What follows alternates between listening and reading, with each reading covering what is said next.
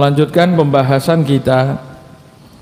Sebelumnya kita telah membahas ada dua hal yang merupakan uzur bagi seseorang dimaklumi oleh syariat untuk lewat sholat dari sisi waktunya yang ditentukan oleh Allah Subhanahu wa Ta'ala. Kasep, terlambat, bablas, itu semua masih dimaklumi kalau pakai atau karena dua alasan. Yang pertama an-naumu, yaitu tidur, tapi tidak semua tidur, dibahas oleh ulama sebagaimana yang kita bahas, yaitu diantaranya tidur sebelum waktu masuk, ya. Sebelum masuknya waktu, tidurnya itu dianggap uzur oleh syariat. Dan yang kedua, atau tidur sudah masuk waktu tapi yakin akan bangun, ya. Itu juga dimakfu oleh syariat dan dianggap uzur andai kata bablas. Dan yang kedua an-nisyan, yaitu lupa. Tapi dengan catatan lupanya bukan karena hal-hal yang dilarang oleh agama. Masuk waktu dia niat akan melaksanakan sholat, dia tekad akan melaksanakan sholat, kemudian dia melaksanakan satu dua hal, tapi bukan hal yang dilarang oleh agama atau dilarang secara ringan alias makruh sekalipun, maka bablasnya dia, terlewatnya dia dari waktu itu dianggap uzur oleh syariat, ya.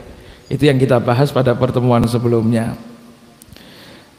Kemudian hadirin rahimakumullah, disebutkan oleh ulama ada dua tambahan lagi uzur, ya, yang sebetulnya ini sudah maklum, tidak pakai bab sendiri pun sudah maklum. Kenapa? Karena ada babnya sendiri nanti. Apa itu uzur yang ketiga?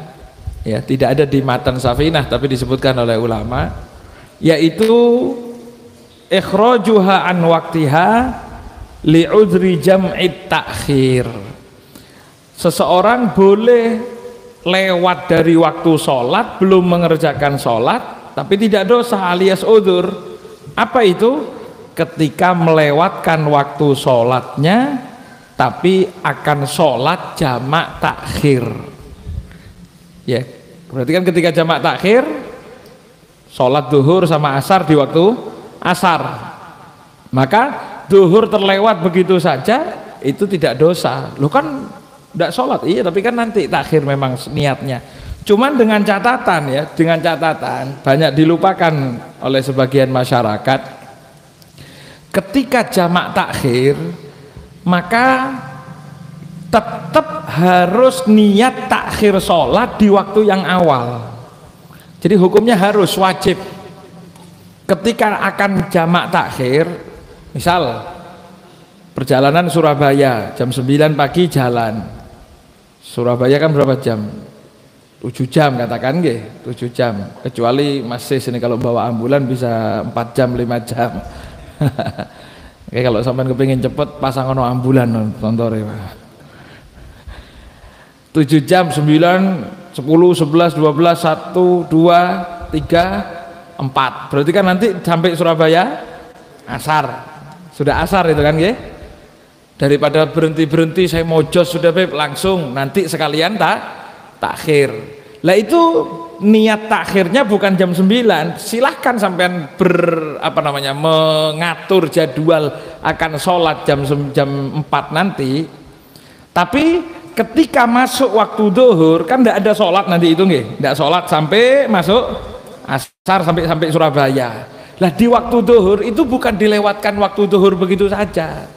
Tapi ketika masuk waktu zuhur diniatkan di dalam hati, saya akan melaksanakan zuhur ini nanti di waktu asar jamak takhir, ya.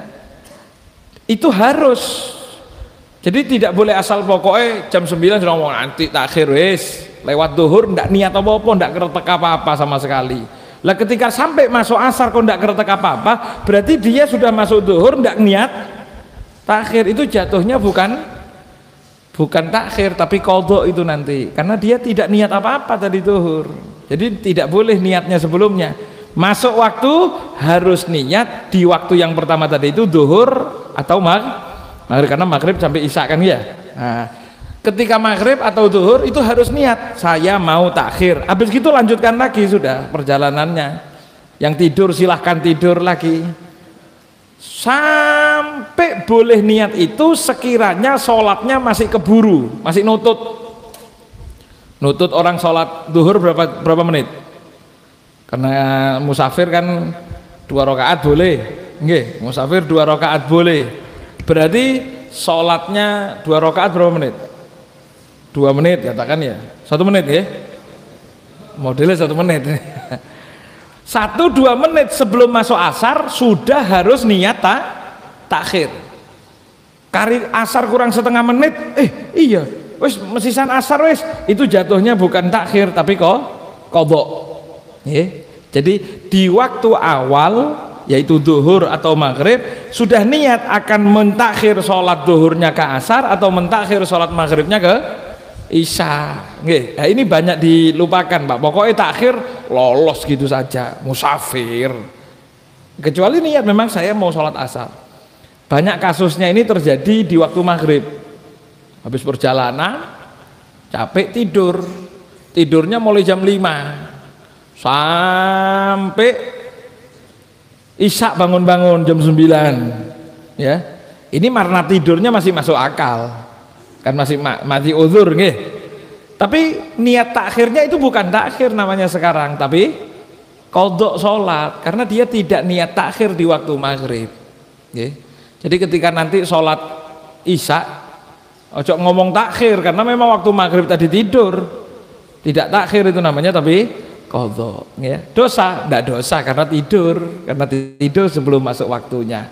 Tapi kalau terus nyetir zuhur tidak niat apa-apa, asar sampai takhir, kasep itu Pak ya, itu namanya qadha sholat. Makanya orang yang niat takhir harus diniatkan di dalam waktu yang awal ya, supaya bisa tahu bedanya, biar tahu kita ini bedanya antara takhir sama bablas kan nggih. Kalau ndak mikir apa-apa memang nyetir asar oh musafir qadha musafir, takhir kan boleh, ndak apa namanya, ndak takhir itu namanya, itu memang bablas, cuma karena ketepaan musafir dianggap takhir, bukan takhir. Takhir itu harus diniatkan di waktu yang awal. Waktu awal zuhur, maghrib harus niat. Kalau tidak niat tidak. Ya. Jadi ada yang ketiga yang disebutkan ditambahkan oleh ulama, yaitu melangkai atau melewati waktu sholat tanpa melaksanakan sholat, dan itu dimaklumi yaitu ketika jamak takhir. Itu yang ketiga. Yang keempat, yaitu al-ikrah. Ketika orang itu dipaksa tidak boleh sholat, akhirnya terus dalam hati bilang ya Allah saya ini mau sholat ternyata tidak bisa sholat ya, tidak bisa sholat, bagaimana? Nah itu ma'dzur, itu orang uzur. Dan masalah mokso, dipokso itu semua bab apapun masuk. Oh ini tidak boleh begini, ternyata dipokso, dipoksonya cuma ada syarat, tidak setiap dipokso itu terus oh saya dipaksa tidak boleh sholat gitu, nanti aja sholatnya sekalian. Siapa yang maksa? Koncoan. Kok bisa dipaksa sampean?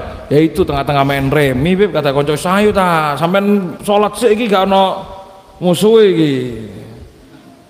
Catur ini saya waktu itu catur Bib, tengah-tengah catur saya tak tinggal sholat ya. Ojo, ayo ta wis kene sih. Saya bilang saya sholat dulu. Jangan, sudah lanjut dulu.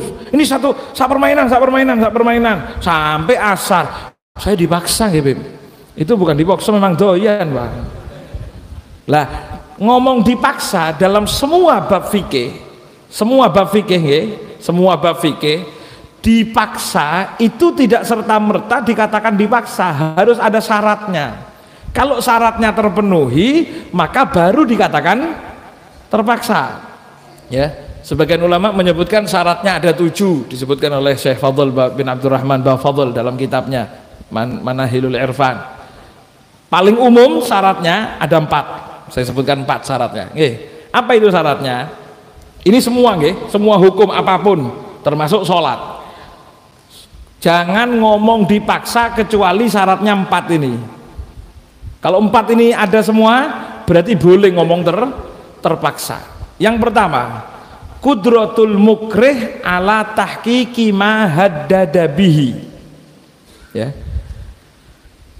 Orang yang memaksa itu memang punya kemampuan untuk melaksanakan apa yang dia paksakan, apa yang dia ancam. Dan itu paksaannya tidak boleh paksaan sembarang. Sampai ndak sholat tak cedut loh. Ya sholat toh tetap. Saya takut dicubit. Itu tidak dianggap sama syariat. Maksudnya yang dikatakan dipaksa ini dipaksa dengan sesuatu yang berbahaya atau mencelakakan diri kita, itu baru ngomong dipaksa. Tapi kalau dipaksa dengan hal-hal yang remeh, tidak maksud dipaksa. Lah syaratnya itu yang pertama adalah orang yang maksa memang mampu akan melaksanakan apa yang dia ancamkan. Contoh, sampean jangan sholat. Kalau sampean sholat, saya tembak sampean. Dia ngomong tembak, ndak punya pistol, ndak punya kenalan penjahat, tak gitu pak, tentara, tak gitu, atau punya kenalan ya ndak boleh pinjem pistolnya, enggak, boleh pinjem pistol, ndak boleh kan, enggak, ndak boleh, ndak sembarangan pinjem pistol. Ngomong ancam, sampean kalau apa namanya, tetap sholat, saya panggil pembunuh bayaran, nang di, yombo wis. Itu film tok itu pak. Kecuali lingkungannya penjahat, memang ada memang orang seperti itu.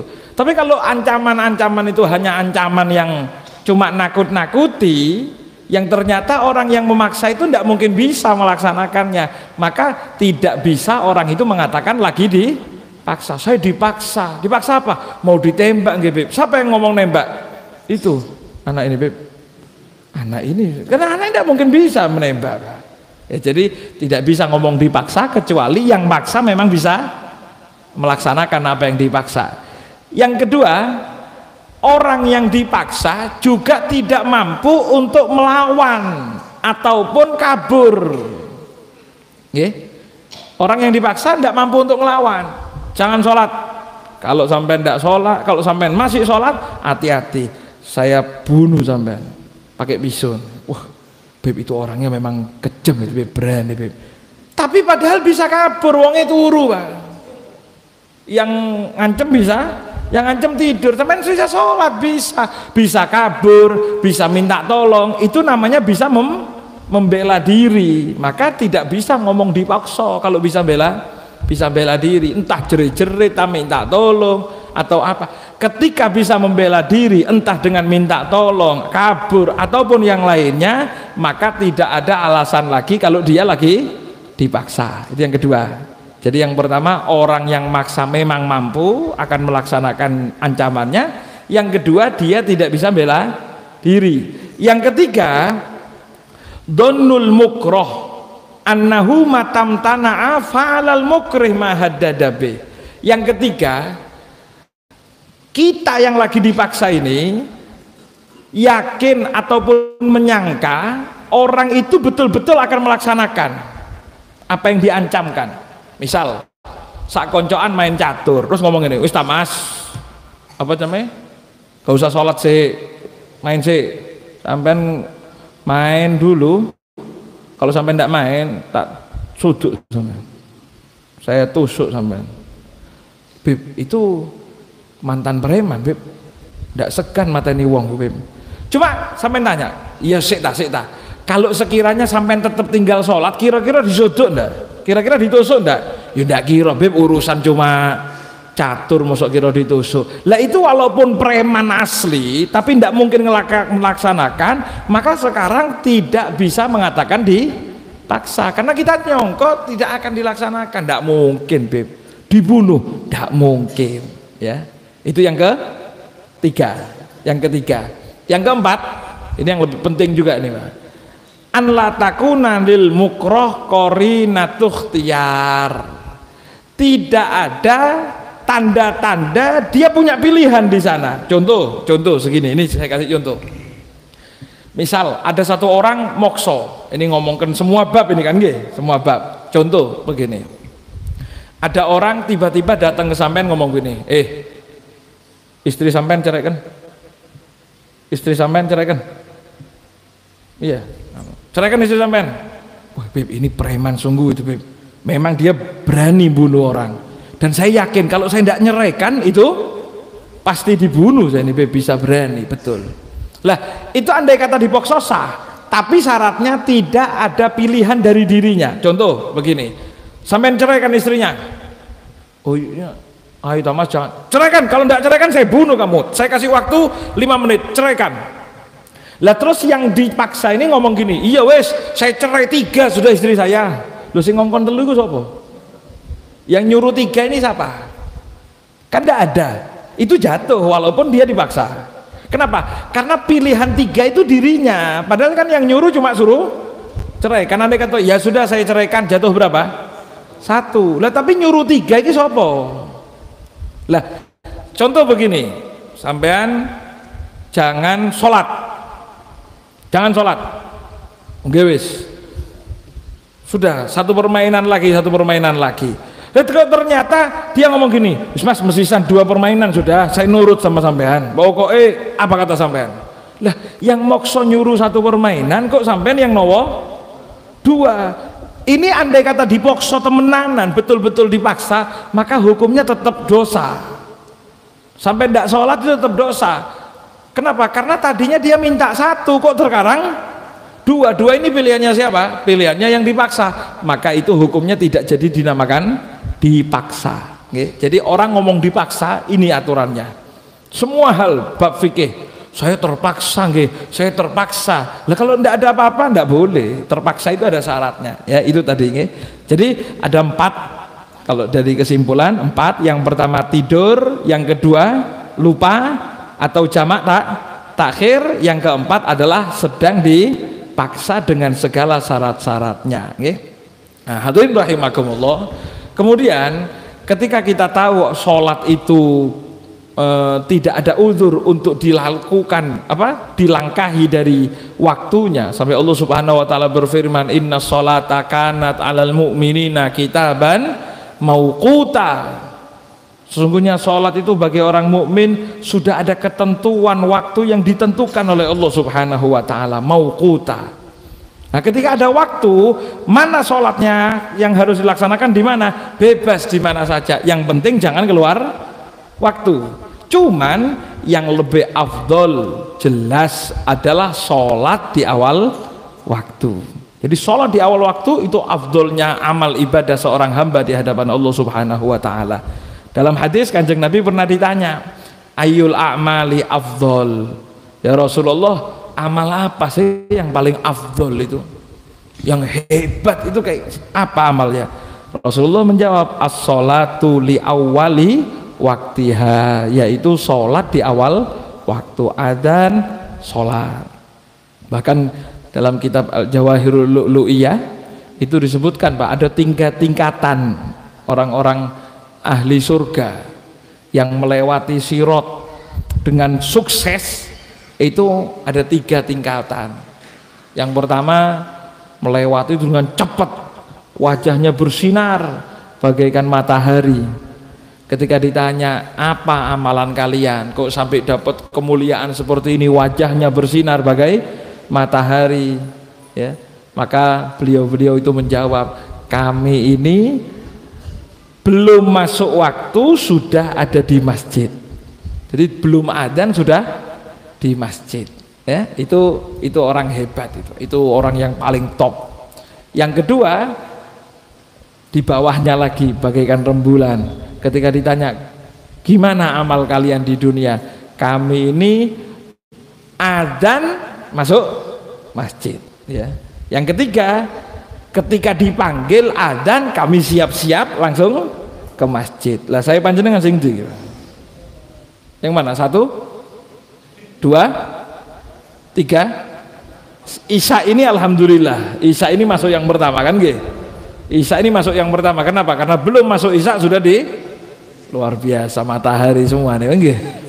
Ya mudah-mudahan terus subuh, duhur, asarnya juga nggih. Kadang-kadang ya masbuk. Kadang-kadang ya mabuk, bukan masbuk. Ndak sholat panggilan sama sekali, turu itu. Ya mudah-mudahan bisa nggih. Nah, Hanya saja perlu nggih, jadi mulai sekarang ditanamkan ketika kita tidak mau sholat di awal waktu, dalam hati tetap harus tekad akan melaksanakan sholat. Allahu Akbar, Allahu Akbar, itu niat dalam hati, saya kepingin sholat, sudah.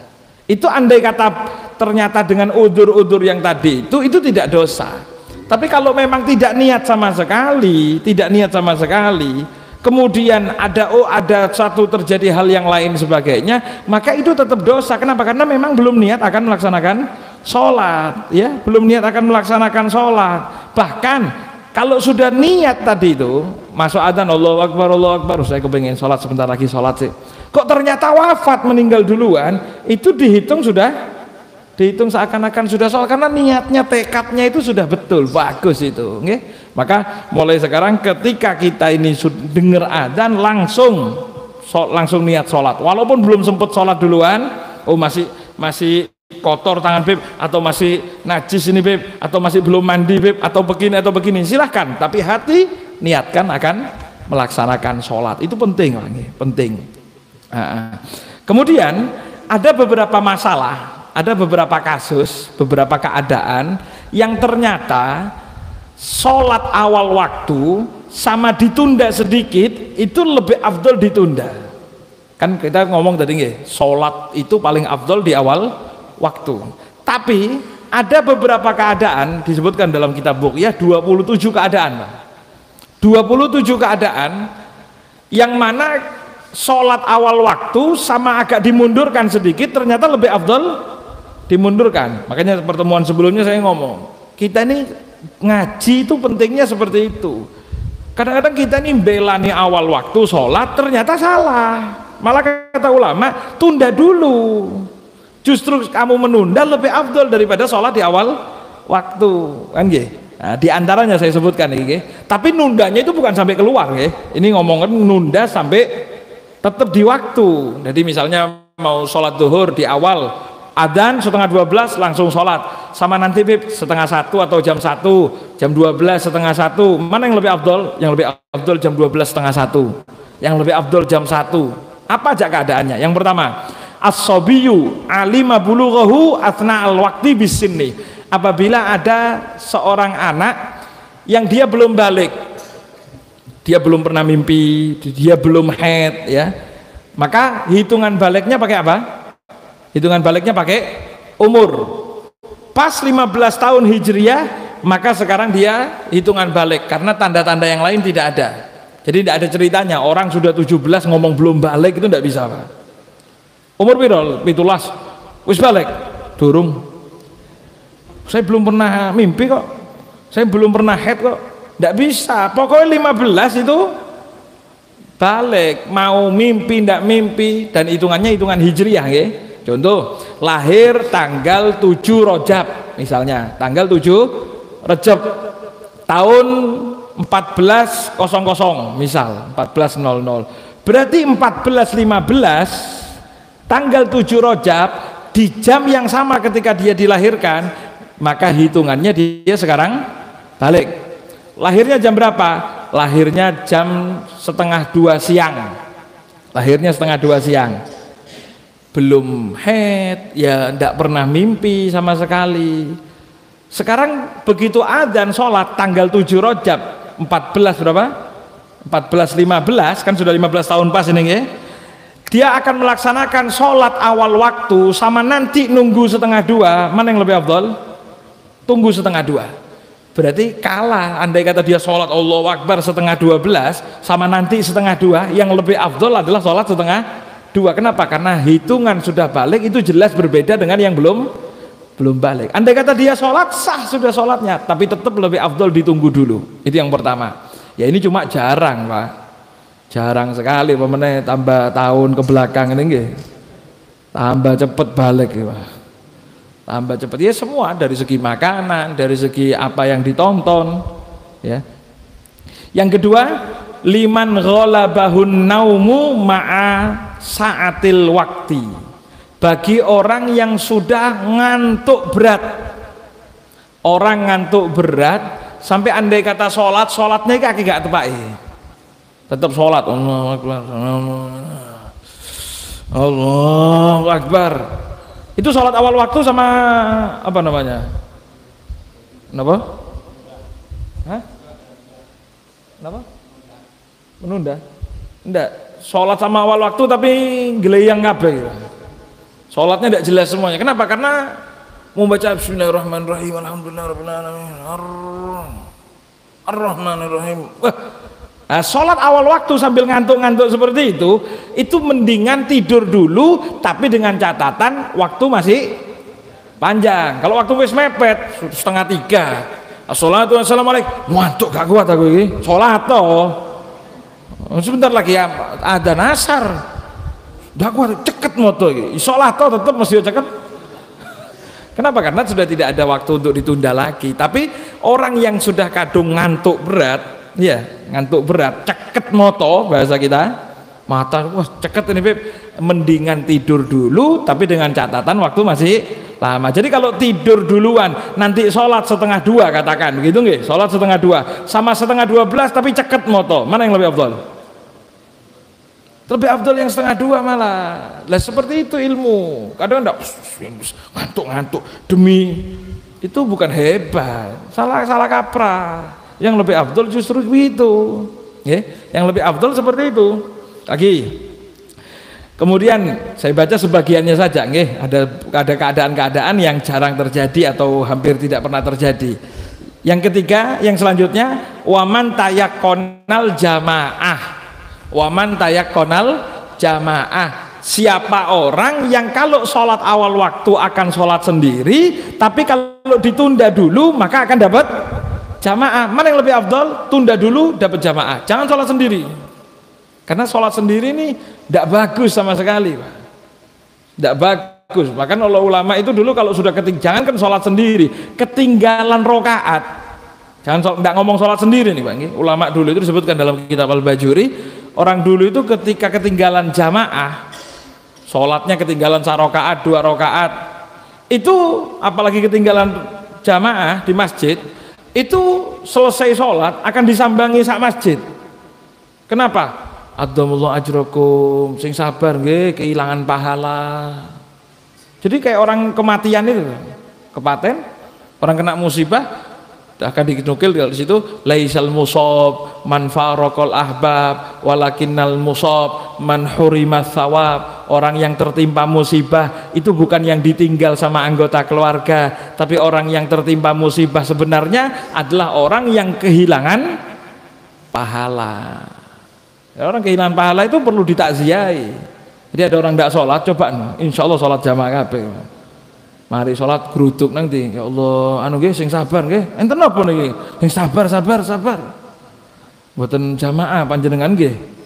Besok jamaah pertama nih, Pak. Daripada digeruduk orang. Jadi andai kata ada orang yang nanti dapat jamaah sekarang sholat sendiri, afdol nanti. Jadi mana yang harus dipilih? Jamaah apa awal waktu? Jamaah yang dibela nih, nggih. Jadi apalagi kalau bisa ya awal waktu plus jamaah. Khususnya lagi Bang, khususnya lagi ketika perjalanan panjenengan mampir rest area, kalau mampir pas sholat di stasiun, mampir sholat di musola mana, jangan karena tidak kenal sama orang itu terus tidak mau. Kadang saya lihat banyak apalagi di stasiun, di mana bandara, karena saling tidak kenal sendiri-sendiri, jadi itu satu kali sholat tuh bisa sampai 7, 10 sendiri-sendiri semua. Lah eman-eman, padahal cuma godet jamaah nggih, insya Allah pasti iya itu. Ndak saya senengan sendiri, ndak mungkin Pak. Pasti ngomong nggih, kan nggih, cuma bondo monggo jamaah nggih. Lah gitu saja itu pahala besar. Loh, kita ini disuruh nunda dari awal waktu barokahnya karena kepengin jamaah. Lah ketika sudah ada jamaah malah ndak mau jamaah. Kenapa? Anu Beb, saya ndak pati seneng sama orang itu. Lah urusan seneng-seneng nanti bahasan lagi, sholat bersatu tetap nggih.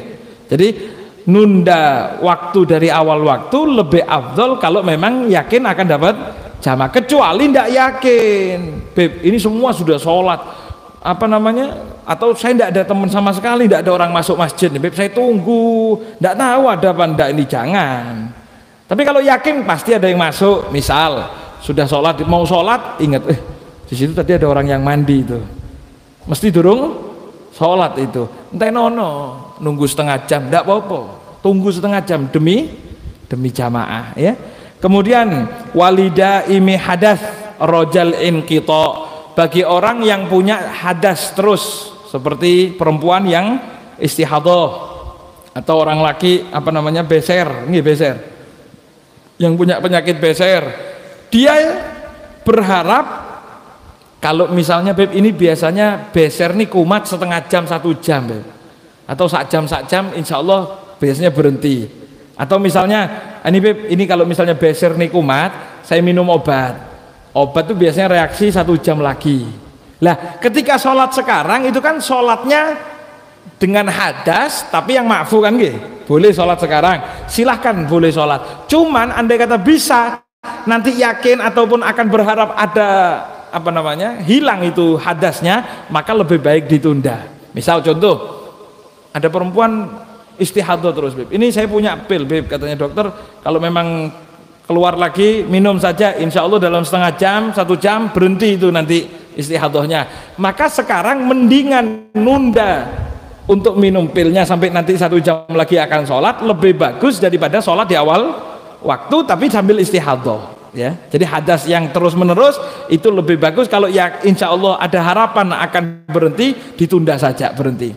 Kemudian lil khuruj minal amkinah allati tukrahu fiha shalah, keluar dari tempat-tempat yang dimakruhkan sholat, karena diantaranya tempat-tempat maksiat. Orang ketika berada di tempat maksiat ya, tapi bukan niat mau maksiat, misalnya masuk kampung, wih katanya Beb ini kampung sudah betul, sudah Beb ini Beb kampung tidak betul, cuma memang harus lewat di sini, saya lewat mungkin 15 menit setengah jam dari daerah ini. Lah itu lebih bagus sampean lewati walaupun nanti agak kasep sedikit sholatnya. Kasep itu maksudnya bukan keluar waktu, maksudnya dari awal waktu, lebih afdal daripada sholat di tempat-tempat seperti itu. Okay? Yang selanjutnya wa liman indahu dhaif, bagi orang yang kedatangan tamu ojo langsung ditinggal sholat. Makan saya dulu Beb, setiap ada tamu saya bilang pamit tamu itu mangap-mangap nang rumah, bukan begitu akhlaknya ya. Nundanya itu sampai kapan? Bukan ditunda terus sampai asar, bukan, ditundanya hatta yut'imahu wa yu'wiyahu, sampai dia sediakan makanan, dia suguhi makanannya, dan dia dicepakno tempatnya, duduk yang enak, suguhan sudah keluar, misalnya sudah bahasa kita ini sudah nyaman, baru pamit untuk sholat. Lebih afdol daripada ditinggal sholat awal waktu. Lah kalau kita mikir selama ini gimana Pak? Ada orang, wih hebat Beb, ada tamu datang, saya bilang pamit sebentar sholat awal waktu, saya ini Beb, itu memang biasa, bukan hebat, itu tidak ngaji kan Kalau kita kan selama ini mikir, hebat Beb, saya ini sampai setengah jam ngenteni Beb, kadang-kadang mari sholat si maca Quran dhisik Beb, itu tinggalan Pak, itu tidak kepingin ditamoni berarti. Jadi tinggal ngaji, mari ngaji sholat dulu 10 rakaat, mari sholat 10 rakaat ya tidak kepingin didatangi tamu itu Pak. Justru yang afdol itu sambut dulu tamunya, keluarkan dulu makanannya, minumannya, kasih tempat yang betul dulu biar tenang, tepak dhuwur sampai ngomong ngapunten nggih saya tinggal sholat dulu, itu jauh lebih afdol nggih. Nah kemudian yang selanjutnya wa indal ghadab wal ghaid hatta yazula, orang ketika dirundung emosi, mangkel, marah, sedang marah-marahnya, Allahu Akbar, langsung nang masjid sama nanti dulu, tunggu, tenang, santai sampai adem, wis mikir bisa tenang, santai, baru sholat. Itu lebih afdol, tunggu waktu tenang dulu, setengah jam tidak apa-apa, 1 jam tidak apa-apa, 1 jam itu lebih afdol daripada tengah-tengah sholat, tengah-tengah ngamuk langsung sholat ya. Kenapa? Karena menghilangkan khusyuk itu semuanya. Bismillahirrahmanirrahim, bismillahirrahmanirrahim, alhamdulillahirabbil alamin, pikiran awas kan antem mari ngene kan. Lah itu karena ghadab. Jadi tunggu dulu tenang, sudah bisa berpikir jernih baru sholat, lebih afdol ya. Ataupun sedang mangkel, baik itu sudah marah atau masih mangkel, tunggu dulu. Kemudian waman yu'ni sumaridon yastauhis bi firaqih, orang yang lagi jaga orang sakit, nemeni orang sakit, yang sekiranya orang sakit itu kalau kita tinggal dia akan bingung, dia akan sumpek, dia akan kebingungan. Itu mendingan sampai tunggu sampai tenang, sampai sekiranya ada gantinya, maka baru tinggal duluan, okay? Itu sampai seperti itu, Pak. Itu lebih afdol. Tapi catatannya memang yang ditunggu itu lebih seneng ditemani. Memang ketika ditinggal dia bingung. Tapi kalau misalnya sekiranya dikonconi kita tambah megel hati, ya metuwo. Makanya sunnahnya orang bertamu ke orang yang sakit, mengunjungi orang sakit itu tidak lama-lama. Sunnahnya jangan lama-lama. Dan jangan ngenteni di usir. Nggak, langsung sudah sebentar. Kecuali memang ada tanda-tanda orang itu girang dengan kedatangan kita dan memang kepengen lama, kepengen duduk lungguh se, aku mulai mau gonok koncone ya. Tapi ya lihat-lihat Pak, ada kan omongan begitu itu cuma apa namanya, abang-abang lambe.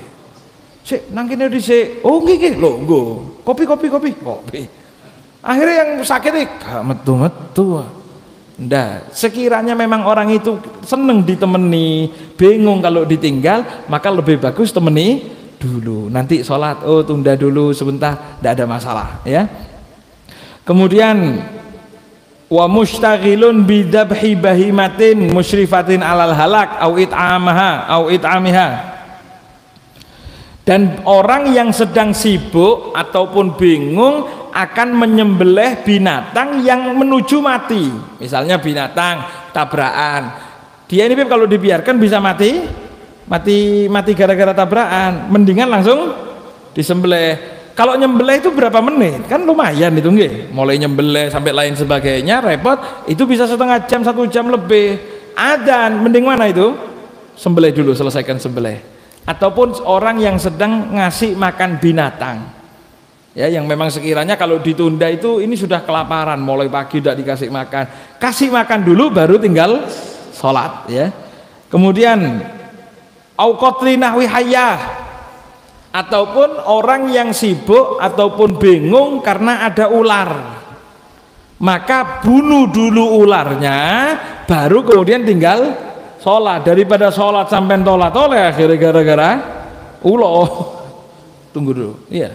Beb, ini masih tunggu-tungguan, cari-carian ulo nih, cari dulu ndak apa-apa, ya, cari dulu ndak apa-apa, ya, karena itu. Dan membunuh ular itu memang hukumnya sunnah, ya. Cuman sunnahnya Rasulullah SAW sebelum bunuh ular, ini penting nih Pak, coba diamalkan ini.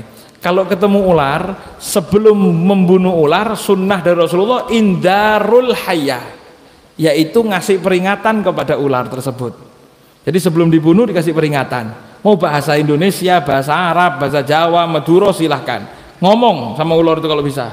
Kenapa? Karena ditakutkan, diantaranya alasannya, selain itu sunnah pertama, diantaranya takut ular itu adalah yang dimasuki oleh jin. Jin itu kadang-kadang paling seneng menyerupai ular, diantaranya juga diantaranya menyerupai anjing, khususnya anjing hitam katanya, ya. Makanya Rasulullah SAW menganjurkan orang kalau mau bunuh ular jangan langsung bunuh, tapi kasih peringatan. Andai kata dikasih peringatan ternyata betul itu jin, maka tidak akan tertimpa apa-apa, kata Rasulullah SAW. Jangan takut. Misalnya ngamuk jinnya kok dipateni, lu katanya jin tidak bisa mati, Beb. Ketika jin, ini ilmu apa ini, Pak? Ini ilmunya Habib Jawad. Jin itu katanya Habib Abdullah bin Muhsin Al-Attas Empang Bogor, beliau mengatakan jin itu ketika masuk ke alamnya manusia, masuk alam nyata, baik itu berupa binatang atau yang lainnya, maka hukumnya masuk ke hukum yang dia serupai. Misalnya jadi ulo dipendung, ulo bisa mati, maka jin yang masuk ke ular bisa mati juga, bisa mati, ya, jadi bisa mati. Lah ketika mati misalnya keluarganya jin itu ngamuk, tidak tertimpa apa-apa karena sudah diperingati. Di antara ulama menyebutkan kalau bisa menyebutkan peringatannya begini, uzkuril ahdalladzi, ya, uzkuril ahdalladzi bainaka wa baina Nuh, ya. Atau membaca ayat salamun ala nuhin fil alamin. Apa artinya? Kalau enggak bahasa Indonesia aja. Ingatlah perjanjian antara kamu dengan Nabi Nuh dulu. Nabi Nuh itu ketika menyelamatkan binatang-binatang masuk ke perahunya itu dengan catatan tidak ganggu manusia, tidak ganggu manusia, ya. Maka ngomong seperti itu. Salamun ala nuhin fil alamin. Atau ngomong kalau kamu jin keluar, kalau kamu tetap tak pentung gak salahku loh. Ngomong silahkan begitu. Dan saya pernah ngalami itu Pak. Betul. Umi dulu almarhumah, Umi saya begitu. Ketika ngomong saya sudah siap bawa sapu. Umi bilang, stop, jangan. Tunggu dulu ngomong. Ayo, kalau jin keluar, jangan di sini. Kalau jin jangan ganggu. Kalau lanjut bukan salah saya loh. Itu kita disuruh noleh sebentar. Noleh miring ini toh. Jangan lama-lama. Noleh sebentar, balik tidak ada sudah Pak. Ya. Nah itu andai kata ternyata tetap dan itu betul jin tidak salah karena Rasulullah SAW yang mengasihkan peringatan suruh ngasih peringatan kepada jin peringatan kepada ular ketika akan dibunuh. Andai kata ketemu ulo langsung sholat apa ulo dhisik ya. Wali siddatil har ataupun karena panas yang menyengat mau jalan ke masjid panas. Andai kata 1 jaman lagi sudah rodok reda panasnya, lebih bagus tunggu daripada panas akhirnya tidak bisa apa-apa sholatnya ya. Kemudian wa mudafa'atil hadas, ketika nahan hadas, maksudnya kencing, BAB, kentut ya, itu lebih bagus maksudnya selesaikan dulu kencingnya. Kebelet silahkan kebeletnya duluan, kentut kecuali kalau sudah mepet baru sholat duluan. Kalau masih belum mepet, masih ada waktu, silahkan dulu selesaikan hajatnya, selesaikan hajatnya. Wali tawakoni to'am, dan ketika betul-betul ngiler untuk kepingin makan.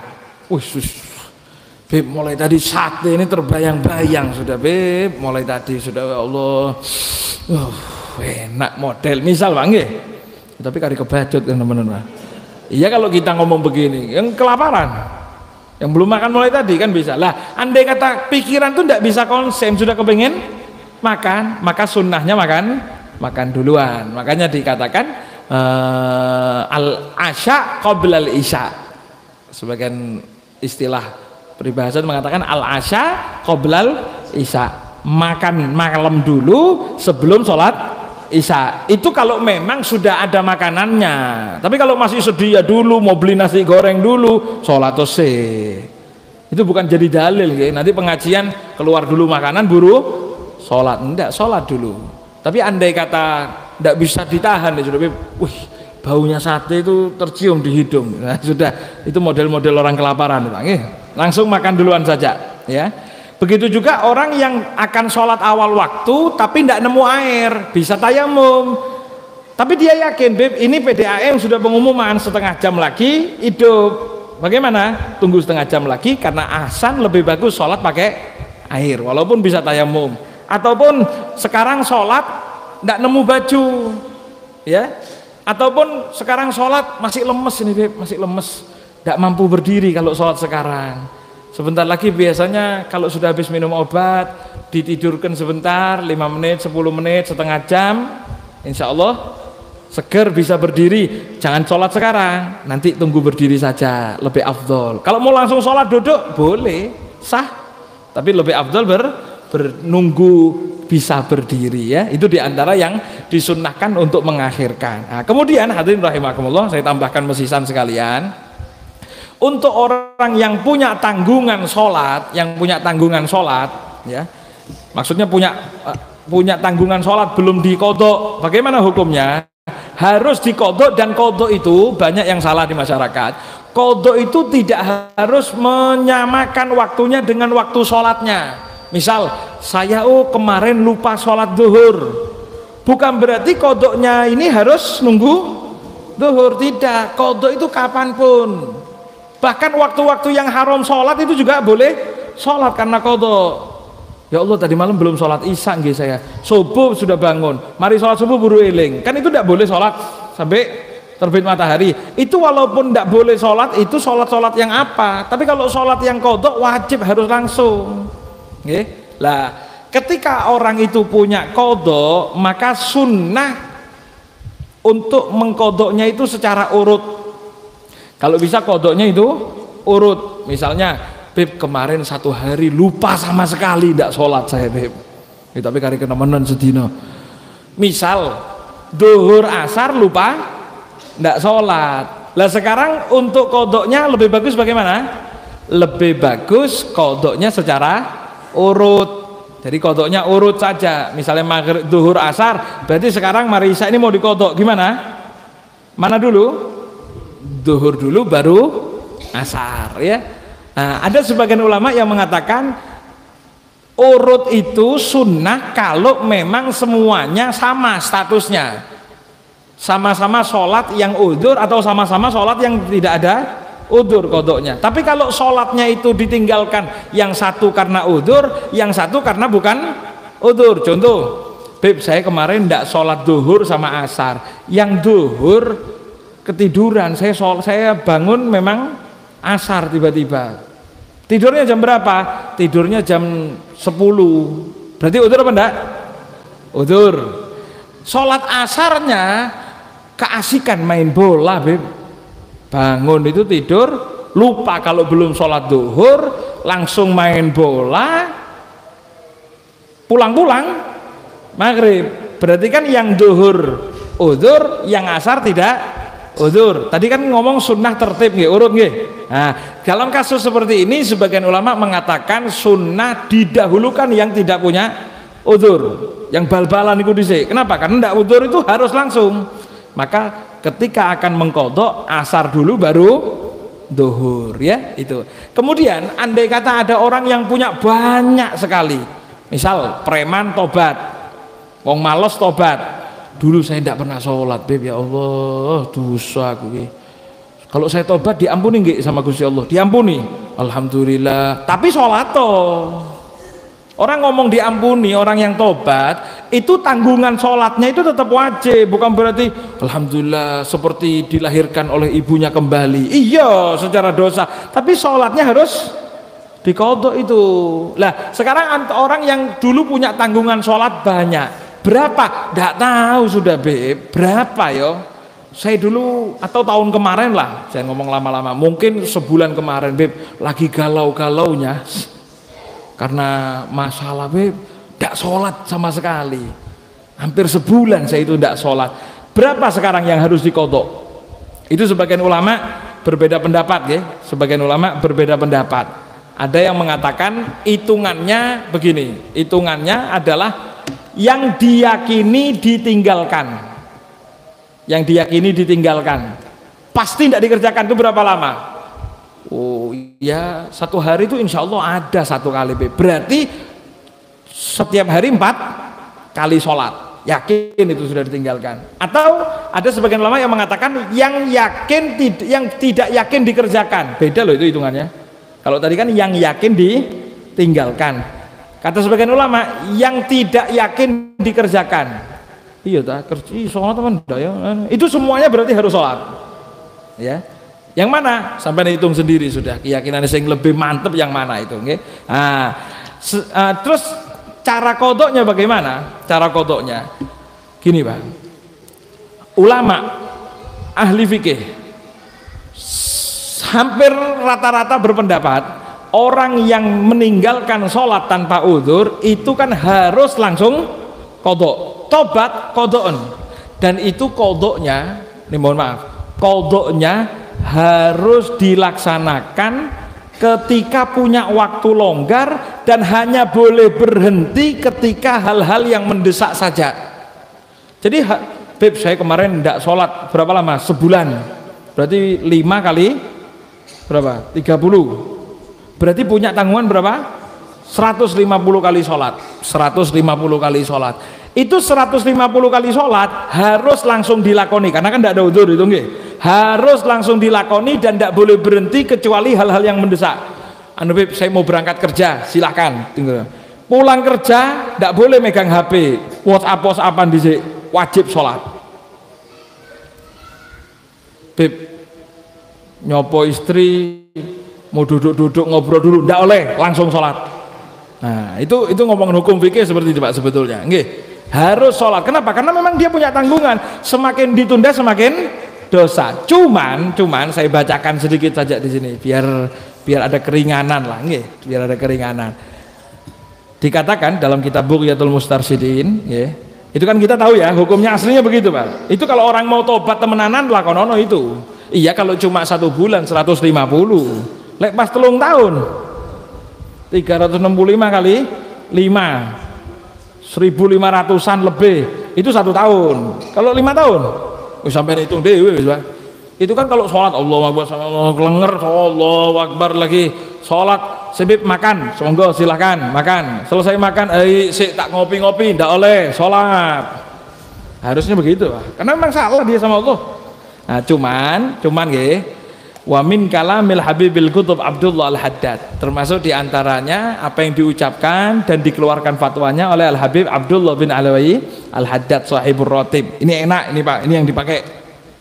Wa yalzamun naib an yaqdiya ma farrata fihi minal taib, ini mohon maaf, wa yalzamut taib, dan harus bagi orang yang tobat kepada Allah, sudah tobat sama kesalahan-kesalahannya, untuk mengkodok apa-apa yang dia tinggalkan daripada kewajiban-kewajiban. Tidak sholat dikodok, puasa tidak puasa dikodok puasanya.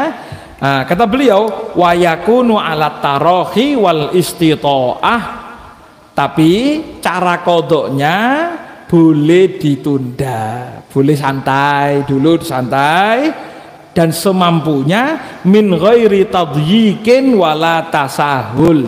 Tapi ya maksudnya ditunda santai-santai itu ya tidak harus begini, harus langsung, harus begini, disempitkan seakan-akan tidak boleh apa-apa. Ya tidak begitu kata Habib Abdullah Haddad, tapi buka wala tasahul, tapi bukan jangan di entengno. Mentang-mentang kata Habib Abdullah Haddad boleh santai, kok sesuk jangan. Ada waktu sholat toh. Mau melaksanakan duha jangan duha dulu, kodoon sing dhisik iku, ya.